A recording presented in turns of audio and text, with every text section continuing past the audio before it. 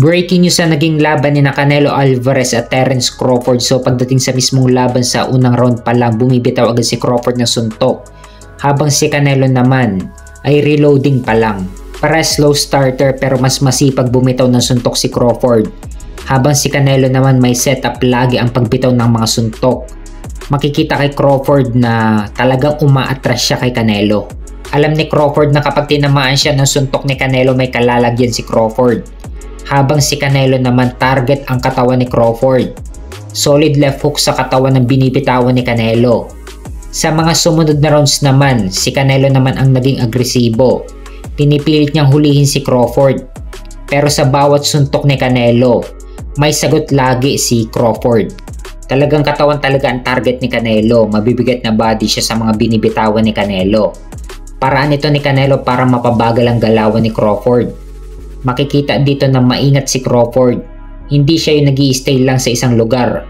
Talagang bawat bitaw ng suntok ni Crawford atras agad. Talagang in-outbox talaga ni Crawford si Canelo. Bawat suntok kasi ni Canelo may counter si Crawford. Si Canelo kasi katawan ng punteriya kay Crawford habang si Crawford naman kumaka-counter sa mukha ni Canelo. Pero parang hindi nasasaktan si Canelo sa mga suntok ni Crawford. Pero dito na nakakalamang si Crawford sa puntos. Makikita din kay Crawford na nape-pressure siya sa pagiging infighter ni Canelo. Magaling sana kumbat ng ring si Canelo kaso nag-aalangan siyang sumugod dahil counter puncher itong si Crawford. Habang si Crawford naman ay nagagamit niya ang kanyang reach advantage sa laban. At kalkulado ni Crawford ang tamang distansya kay Canelo. Believe din ako kay Crawford dahil nagagawa niyang tanggapin ang mga mabibigat na suntok ni Canelo. Mabibilis ang mga binibitawang suntok ni Crawford habang si Canelo naman mabibigat ang mga suntok. Kaya ito rin ang iniiwasan ni Crawford yung matamaan siya ng mga suntok ni Canelo. Makikita din na ang gaganda ng mga counter ni Crawford. Paras mataas ang ring IQ ng dalawa, pataasan na lang ng IQ ang labanan nila. Naging mahirap din kay Canelo na hulihin itong si Crawford. Ang gawain kasi ni Crawford magbibitaw ng kombinasyon sabay aatras, tapos lilipat na naman sa ibang lugar si Crawford. Habang dito naman nahirapan si Canelo, dahil ang estilo ni Canelo talagang bakbakan talaga sa gitna ng ring. Sa kalagitnaan naman na rounds, agresibo pa rin si Canelo habang si Crawford naman napapadalas ang pag-atras. Iniiwasan kasi ni Crawford na tamaan ng mga mabibigat na suntok ni Canelo. Mapapansin sa estilo ni Crawford, magbibitaw siya ng kombinasyon sabay atras, tapos lipat na naman sa ibang lugar. Mapapansin kasi kay Canelo na puro power shots lang ang binibitawan niya. Kulang kasi sa suntok itong si Canelo kaya dito siya nalalamangan ni Crawford sa puntos. Yung mga power shots ni Canelo, minsan hindi tumatama kay Crawford dahil malikot si Crawford sa loob ng ring. Yung iba nakaka-counter ni Crawford yung mga power shots ni Canelo. Maganda sana yung game plan ni Canelo na punteriya yung katawan ni Crawford. Kaso madaling nakapag-adjust si Crawford.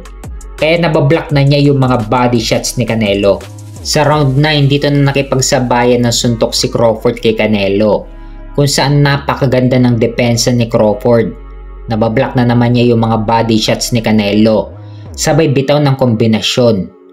Pero kalaunan nagkaroon ng accidental headbutt kung saan tinamaan ng ulo ni Canelo ang kaliwang mata ni Crawford.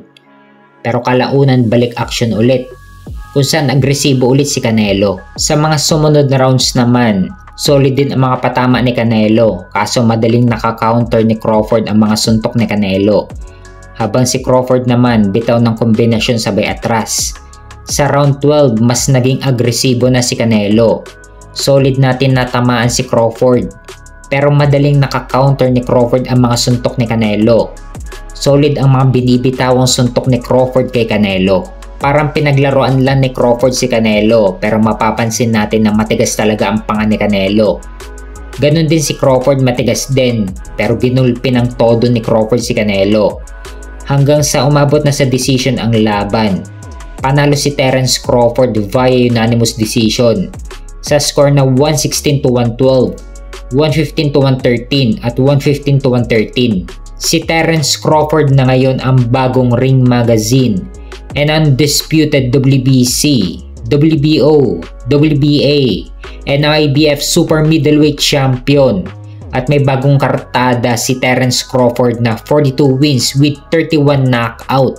at walang talo. Samantalang si Canelo Alvarez naman ay bumaba ang kartada sa 63 wins with 39 knockout at may 3 talo.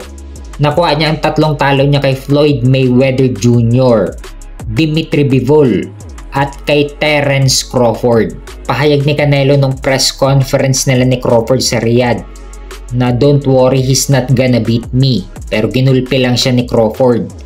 Si Terence Crawford na ngayon ang kauna-unahang naging 3 division undisputed champion. Naging undisputed champion na si Crawford sa super lightweight, welterweight at ngayon naman sa super middleweight. At pagdating naman sa post-fight interview, tinanong si Crawford kung ito na ang huling laban niya sa kanyang boxing career.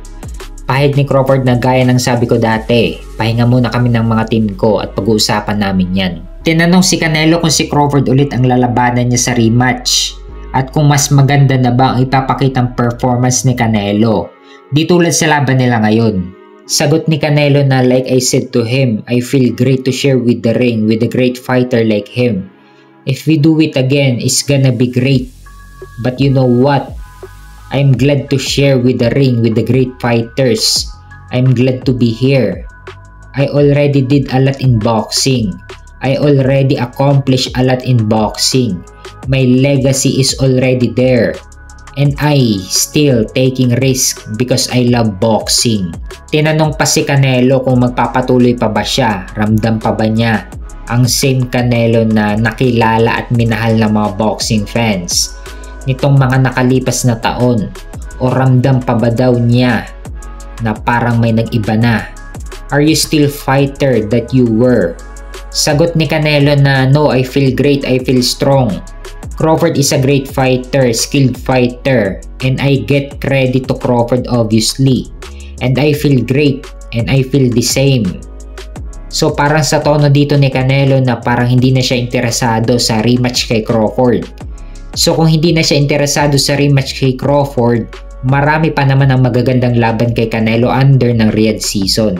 Nandyan ang rematch kay Dimitri Bivol, pwede kay Chris Eubank Jr., pwede rin kay Hamza Shiraz, o kaya pwede rin kay, at gusto pa rin makita ng mga boxing fans ang laban ni Canelo kay WBC light heavyweight champion David Benavides. Habang kay Crawford naman, sa pagkapanalo niya kay Canelo, maraming pwedeng ikasa na laban kay Crawford. Pwede kay Chris Eubank Jr., pwede rin kay Jaron Boots Ennis, pwede rin kay Verrell Ortiz, o kaya kay WBC light heavyweight champion David Benavides.